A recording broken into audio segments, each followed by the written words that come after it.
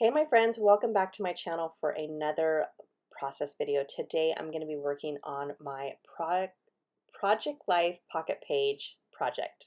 I feel like that's such a tongue twister. It really is. But if you're just now joining me or just started subscribing to my channel and wondering what is that, Desiree, I started this in January where I am starting a pocket page project life, but it's all about me. So yes, my stories about my kids are still going to be in their albums, but this truly is all about what am I doing? What am I listening to? What am I watching? All those type of things that I think are so important that we as scrapbookers forget to document ourselves a lot. We always are thinking about the kids and others, but never really stop to go, gosh, I need to kind of focus also what I'm doing because it's just as important, right? And I think that it's going to be so much fun looking back on all of this. So I started this project by definitely wanting to use up all of my subscriptions that I used to belong to. Ones are from Ali Edwards from years and years ago. Others, like Studio Calico, was more recent. Plus, I would purchase all of their clearance out kits whenever they would have like a huge sale for like $10 kits or something like that. Or one time it was $5 even, way back in the day. But anyways, and when I was going through the kits for the whole year that I subscribed to them was back in 2021, and they had that puppy sticker that you see of the month of, or the month that I'm going to be documenting. And I thought that was perfect to definitely have it consistent in my album where that first 4x6 paper is going to be on some transparency paper, and I just make sure it's lined up, and I thought that would be such a cool look when you go to open that you can see all the way through the album. So there is one catch though. That I actually realized while I was documenting this month of March. Now in February, I did kind of have extra pictures, and all I did was just kind of do some overlays. I don't know what they're called. They're little excess adhesive pockets that could adhere to your pocket page spread, your protector. And it's by Simple Stories, and you can add more photos to it. This month, I really had I wanted to go bigger actually with my photos, and so when I started going, well, I'll just do the back side of this pocket page, I realized, uh-oh, if I do that, then you're going to have the card that's now going to ruin the style that I wanted for that very first 4x6 card, so you could see through it all the way through. Right, so I'm using, like I said, month of March of Studio Calico 2021 kit, and I picked out because usually, I don't know what it is, but every Project Life kit that I've ever known, they usually only give you about 5 4x6s. I don't know why. And so sometimes if there's quotes, I kind of see if I can, in this case, there was a quote on there, and I think it said yes. I don't even remember actually, and I just watched me put the pictures over it. But I did this actual spread a couple weeks ago, but that's where I'm going to place the photo over it, and then you can see the line going down. I actually thought that was a cool, kind of like a, not geometric, but just kind of a very retro thing to do where it was like back in the 80s where they used to have arrows kind of going different directions. But anyways, one thing I can say is that my album is going to be very consistent. It's going to be very consistent with the 4x6, transparency pocket right there, that first one. And then it's also going to have a lot of the same stories of what I'm doing for that month, meaning that what am I reading? I really want to, I've always wanted to, and I always failed every single year when the past probably 5 years or 6 years on Goodreads, where they do that challenge of how many books you want to read in a year. I usually only get to 1 or 2. This month, I'm shocked. I am working on my book 7, and we are only in the month of April. And so I'm making sure that I kind of document every book that I'm reading, even ones that, like right now, I'm reading a series. So that one is actually going to be all tied in on the very last, like whatever month I finish it in. All right, so, and then another thing too is besides what I'm reading, maybe it's also a TV show that I'm watching. And then the last but not least, that is something that's going to be pretty much in every month is date night. My husband and I have been together for 21 years, and I will say that we have hit the teenage stage. My son is 14, my daughter just turned 13, not even just a few days ago.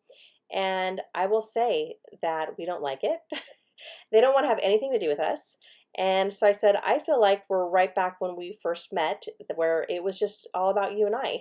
So I was like, let's start doing date night. And he's like, I agree. Like, they're old enough. They don't want to come out with us. Then it'll just be you and I, and we'll have dinner. So we went out to dinner, and I took a picture of, even though there's a glare on it, but these bacon wrapped crab stuffed shrimp. Oh my goodness, they were good. And then I am such a dessert girl. I love my sweets. And so my husband was like, all right, we're taking you to the Italian ice cream place that my friend actually brought me to, as those photos down below. So it might not be in order where I did those photos, where it was actually the first night. Like, okay, now I'm getting all tongue twisted here. Basically, the pocket page might not be in order, but that's okay. It doesn't really matter. I wanted to put my husband and I first up on the top. And so, um, there's that. And then I have, of course, quotes. Today was a good day. And then about having people, surround yourself with people with sunshine. And I really like the colors of that peach, the orange, and the pink. And then I even put in pops of green in that as well. And then I felt like that library card, that little 3x4 library card, was perfect for the book because that was a good book. I read the previous month, in the month of February, The Nightingale. It was about the Holocaust, and that was a heavy book for me. That was very hard. I cried. I got very emotional on that book. So I needed something very light for the month of March, something that just to take my mind off it. And the perfect ruin is, like, I always say ruin, but ruin was perfect. It was I swear it could have been like a drama TV show. That's how bad it was. It was like so over the top, just drama. But it was really good. I actually passed it on to friends so they could read it as well.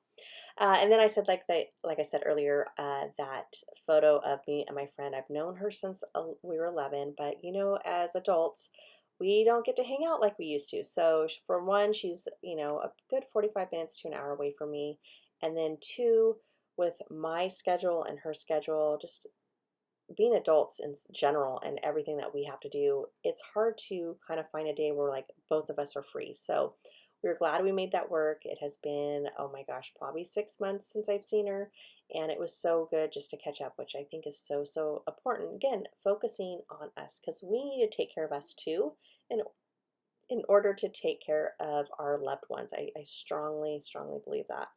So we went out to dinner, and then, well, actually, we got some appetizers, and then she was like, hey, let's try that. Or, well, she's already had been there, but she's like, I need you to try this Italian ice cream place. And I was like, oh my God, I'm so addicted.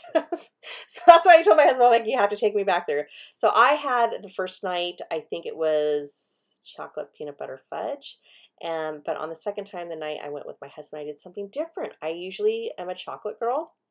And this time I said, okay, I'm going to go for the raspberry crumble. He went for almond joy, and I have to say, all those flavors were amazing. All right, so another thing I wanted to document that I didn't really do, actually last month I did. Instead of TV shows, I actually documented movies, but this one I documented a genre that I usually don't watch because I'm going to be honest, guys. I know I don't always have to have the happy-go-lucky ending, but I know that when it comes to Vikings or medieval, it was such a hard time back then that I know that it's going to end in sadness. And no, I did not watch Games of Thrones. Um, I think I got only one or two seasons into it, and then I was getting so mad at it. And I do this, okay, guys, I'm going to be honest. I do this with my TV shows. If it doesn't go kind of like a certain way, it doesn't have to end the way I want it to. It doesn't have to be like exactly how I want it to be. But if it makes like something in it's got to make me mad. In Games of Thrones, I will be honest, I was so mad that all those family members were dying. I was like, I don't want to watch this anymore. I don't care. There's like what, one or two people still left alive? No. I mean, this should have been all about the family. So I stopped watching it. I know. You guys are probably like, what? How could you? But that's just how I am. Now, the original Vikings with Ragnar that I think was on Hulu, I tried watching that, and the minute he like left his wife or whatever, I was like, whoop, that's it. I am done watching this show. You made me so mad. And I did. I stopped watching it. I could care less how good it was or, to the end. I was done. So far, Vikings Valhalla is only on its first season. Loved that TV show. But I also really loved The Last Kingdom. Now, I know that I did kind of see a spoiler alert. I know it's not going to end a happy-go-lucky, but when I saw the spoiler, I was like, you know what, I can live with that. Okay, it's a sad ending, but at the same time, a happy ending. So I'm gonna keep going with it. But yeah, I'm loved both those shows. I think I gave them a 4 or 5 stars rating. I can't even remember. And then I really want to do something different. I wanted to add a lot of stamping because, for one, I have quite a few stamps.